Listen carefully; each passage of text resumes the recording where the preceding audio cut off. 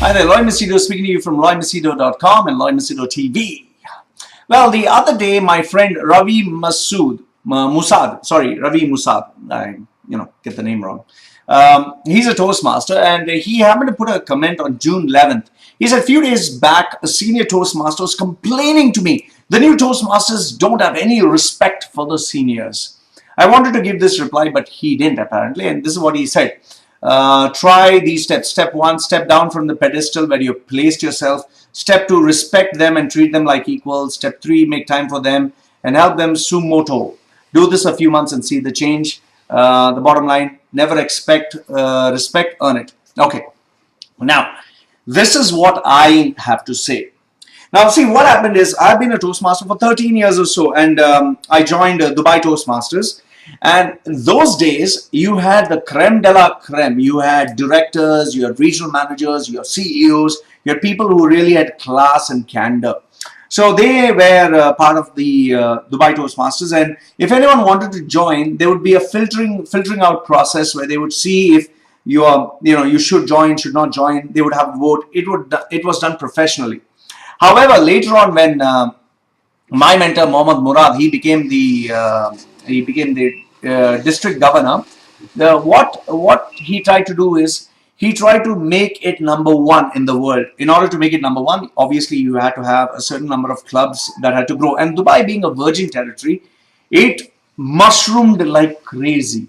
Now just think of it. In a club you had 30 good members. So now what they started to do is they made each good member start a new club, and then you had a massive employment sort of a campaign where come join anyone from the road, anyone possible, you made them join. So then where the quality was up here with 30 good members, you had now one good member with 29 bunch of idiots. Okay, so now not all of them are idiots, but most of them were. How and why do I say this? Once upon a time, people used to prepare for their speeches 3 to 6 months in advance. Now I'm talking of the time when people like Royston Fernandez, Ramnathan, Malika Ramnathan, Balu Padmanabhan, these guys, I mean, they were stalwarts. They had speeches which they would prepare for months together and deliver such quality speeches that you would pay to listen to them.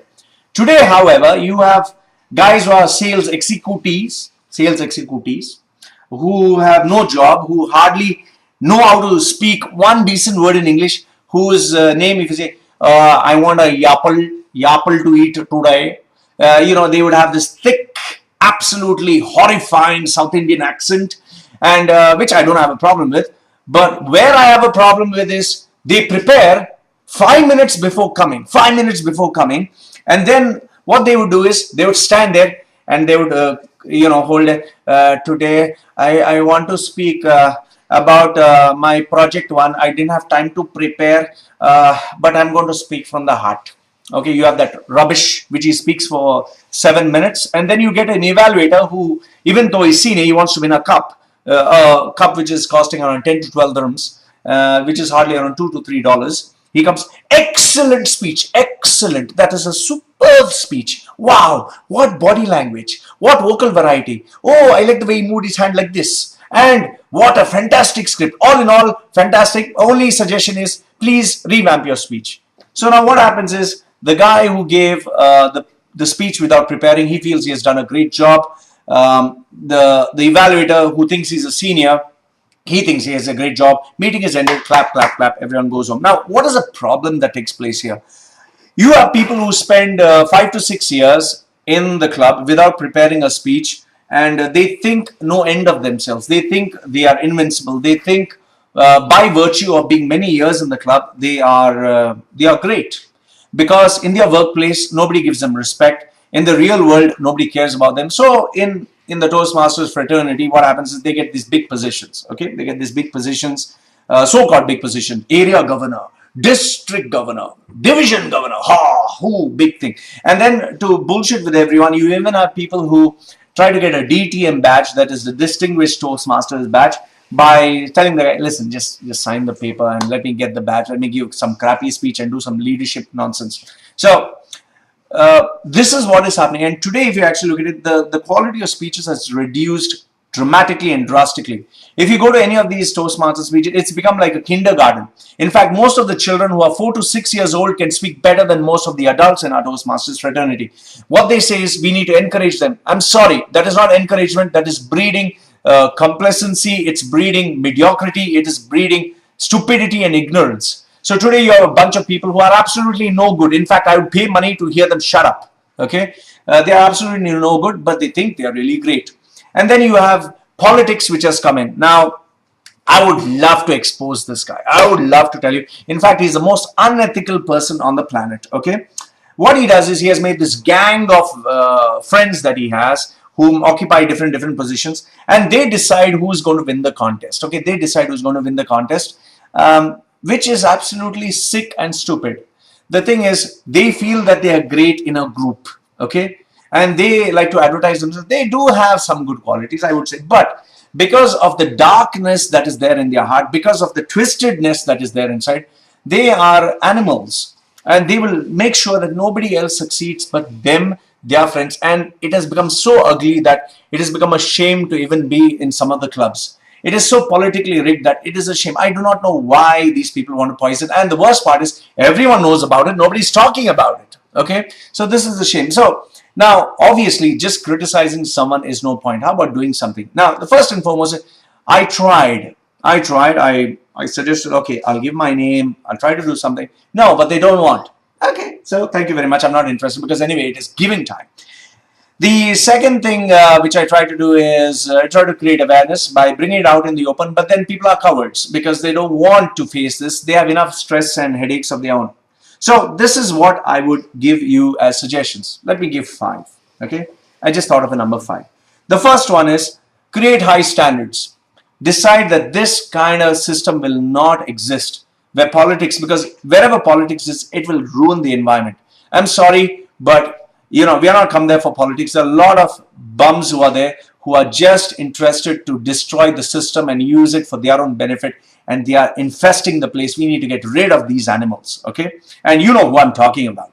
The second thing is, you are all students. You come there to learn. You're not a professional. You're not a paid speaker. You're no big stuff or shit that you think you are. Most of these Toastmasters think, oh, I'm DTM. Oh, I got all this pay. There's one Toastmaster who is very senior. He puts all these badges here. They're like magnets, as if he's a fridge, just to show and flaunt everyone. I'm a DTM, or I'm doing all this. Listen, jack shit. You are just a student, okay? Student. You come there to learn. So you have a lot to learn. Just because you have a couple of speeches under your belt, that doesn't mean jack shit. In fact, in the real world, nobody's going to care a damn about you. Okay, so you're a student. Third, you come there to serve. Have a server's mentality. My mentor, who is Mohammad Murad, he's a great man. Why? Because he serves. He has so much to brag about, but he does not brag about it. And I really respect him. I bow my head in front of him. There are some people who are really meant to serve, and they're great people, and I respect them. Legends like Royston, Ramnathan, I mean, these are people whom I truly, truly respect, and I hope there are more like them. The number 4 is, guys, please stop giving those stupid speeches while preparing 1 minute or 5 minutes before driving. You have time. Don't say you do not have time. Get yourself a proper mentor, and make sure that you give quality speeches, and please evaluate it. Stop telling lies. Oh, it's an excellent speech, super. You yourself don't prepare, then why the hell are you coming there to talk? It's a waste of time. I would just say that don't just employ members just like that. Have quality, please. Quality speeches, quality members. And last, if not the least, you are there to improve. You're not there to police anyone. Look at yourself, what you can do. For me, it's very simple. I have a lot to learn. You can see the books at the back. It's not for bragging. It's not for showing off. It is for learning. Every day I learn. I commit myself to learning and growing, so that when people pay me, they know they get something of value. And let me tell you a bottom line. If you think you're a good speaker, you think you're a really, really good speaker, okay, the measure of being a good speaker is this. Ask yourself how many people are willing to pay to listen to you, and how many repeat customers come. For me, people pay me by the hour. They pay me $547 per hour to listen to me speak. They come to me for mentoring, and I don't come in for cheap. Why? Because I invest in myself, and people who are serious come to me. The reason I don't do it for free is because free, there is no value. Almost everybody wants it for free. So, my dear friends, There is a problem that we have in Toastmasters. There is a problem. Let's not act like there is no problem. There is a problem in Toastmasters, and we need to face it. We need to fight it. We need to find a solution. By just acting like everything's goody goody, kumbaya, let's be happy, it's not going to work out. We are lying to ourselves. There is so much of politics where people are throwing things at each other, people are abusing each other, egos have come into play. I think we all need to remember we are students. We need to come and learn. We need to serve others. If you think you're really good, I would say go and watch some of 9-year-old or 10-year-old children. They speak better than all of us. They are much more educated. They're much more sophisticated. They're much more smarter than what we are because they work harder. We don't work hard.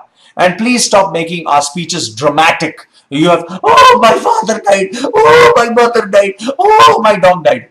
This is not a drama class. This is public speaking.